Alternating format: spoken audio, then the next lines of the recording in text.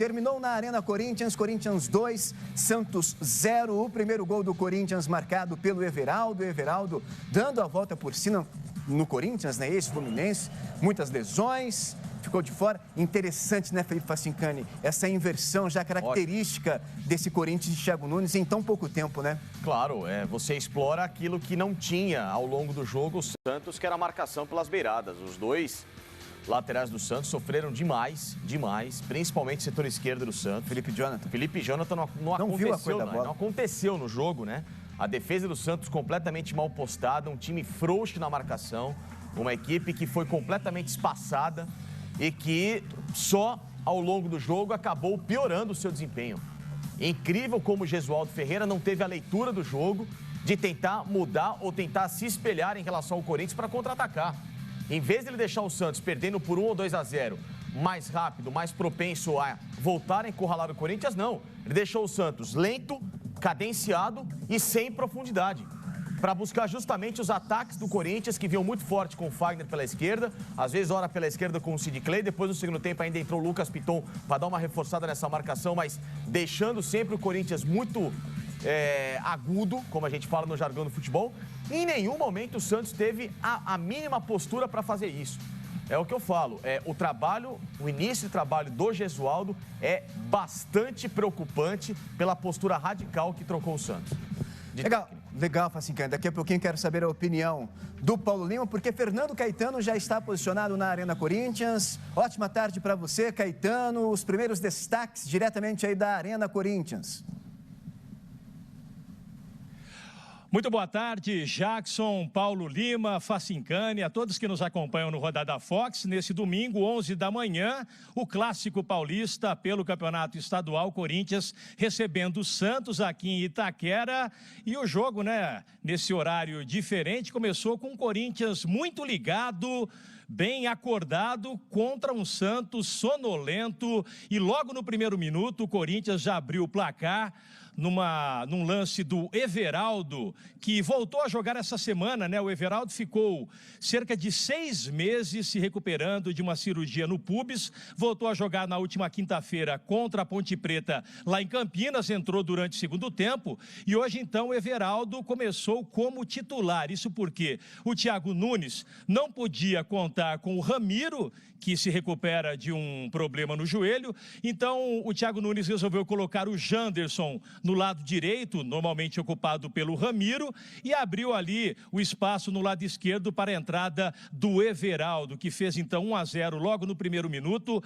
Como estava comentando aí agora há pouco o Facincani, o Santos totalmente dominado, não criou praticamente nada. Para vocês terem uma ideia, no primeiro tempo foram 9 finalizações do Corinthians contra apenas uma finalização do Santos. E olha que essa finalização foi bem fraquinha da equipe do técnico Gesualdo Ferreira, que realmente vai ter muito trabalho pela frente para acertar o time do Santos. Na volta para o segundo tempo, de novo, logo no primeiro minuto, um Santos sonolento. O Bozelli fez um ótimo lançamento para o Janderson, que se livrou do goleiro que se livrou ali, né, da marcação, e na saída do goleiro fez 2-0. O detalhe é que na hora da comemoração, o Janderson exagerou muito, já tinha recebido cartão amarelo no primeiro tempo por uma falta boba, e o Janderson recebeu o segundo amarelo, acabou então prejudicando o Corinthians, que ficou com um jogador a menos. E olha, mesmo com um atleta a mais, o Santos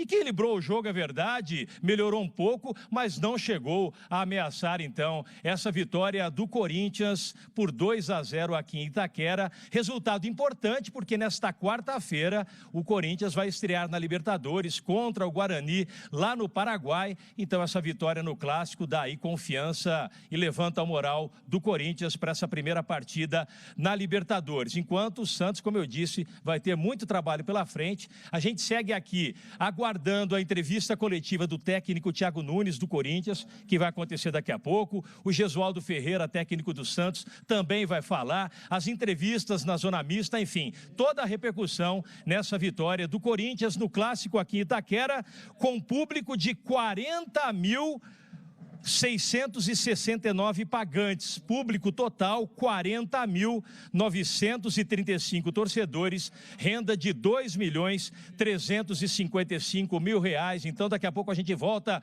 com toda a repercussão dessa vitória corintiana no Clássico Paulista 2-0 para cima do Santos aqui em Itaquera. Agora eu volto com vocês aí nos estúdios do Rodada Fox. Fernando Caetano, se me permite rapidamente, só uma pergunta em relação ao Camacho. Sei que o jogo terminou agora, você está atrás dessa informação, mas já tem algum posicionamento do Corinthians? Preocupa realmente para o jogo contra o Guarani no meio de semana pela Libertadores?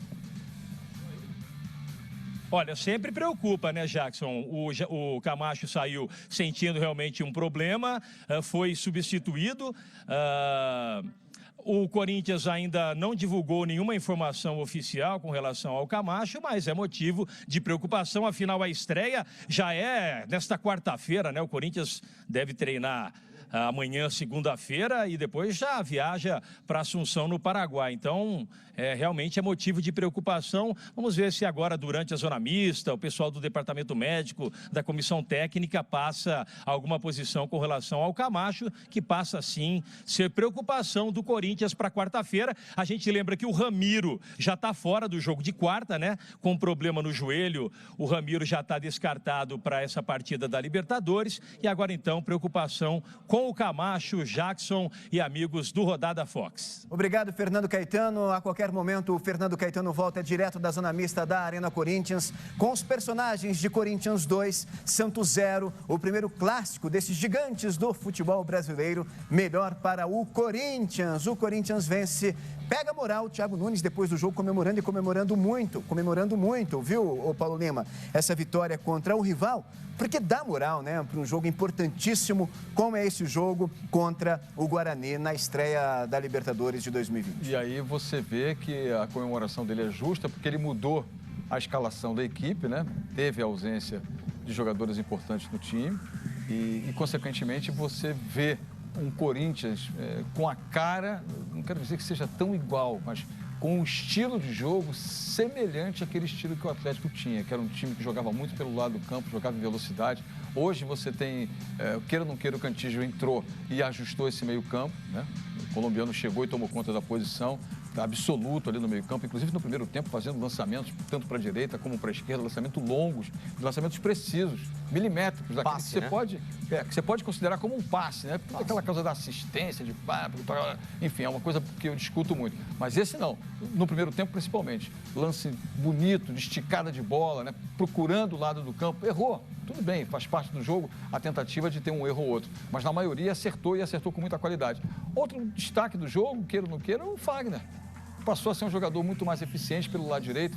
O lado esquerdo do Corinthians vacilou, o Raniel pouco marcou, o Felipe Jonathan também não foi um marcador de excelência, não diminuiu o espaço, mas o lado direito do campo, jogando com o Janderson e com o Fagner, esse lado funcionou perfeitamente. Felipe Facincani, você disse logo na abertura do Rodada Fox que o trabalho do Jesualdo Ferreira neste começo de temporada, esse começo de trabalho do português é preocupante. Só que vale ressaltar, ao Facincani, os desfalques, né? Ele perdeu jogadores importantes, evidentemente, e para esse jogo, particularmente, muitos desfalques. O Carlos Sanches ainda não conseguiu jogar, o Soteldo está fora com a seleção venezuelana, o setor defensivo foi desmontado. Mas mesmo assim, o Jackson, dava para o Santos pelo menos ter intensidade. Ele pode não ter a qualidade de finalização, o último recurso, a individualidade, mas o coletivo dá para você encontrar em 4 jogos, mais o tempo de treinamento. Não é que a gente espera que o Santos já jogue o fino da bola, que vá bater de frente com o Liverpool, etc. Não é isso. Mas o São Paulo já tem jogado bola, o Palmeiras, que tem um trabalho novo, já tem começado a evoluir. O Corinthians é um trabalho novo, com até menos tempo de trabalho que o próprio Santos, e conseguiu já ter uma cara nova. Não é o ideal, está muito